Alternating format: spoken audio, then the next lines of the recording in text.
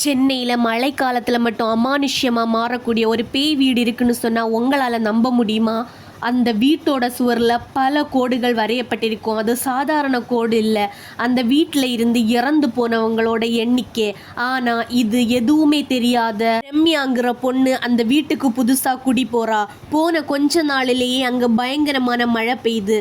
அந்த மழையிலேயே அந்த வீடு பாதி மழையில் மூழ்கி போகுது. அதனால் அவள் அன்னைக்கு இரவு முதல் மாடியில் தூங்குறா. அப்படி இரவு அவள் தூங்கிட்டு இருக்கும்போது கீழே யாரோ தண்ணியில் நடக்கிற மாதிரி சத்தம் கேட்குது.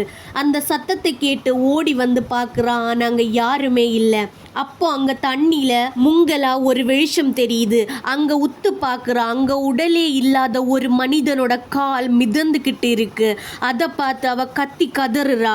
அவள் கத்த அந்த கால் அவளை நோக்கி நடந்து வருது.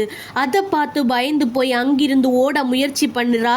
திடீர்னு அவள் முன்னாடி கருப்பா ஒரு உருவம் வந்து நிற்கிது. வா, உனக்காகத்தான் நான் காத்திருந்தேன் அப்படின்னு அந்த உருவம் சொல்லி தண்ணிக்குள்ளே இழுத்துட்டு போகுது.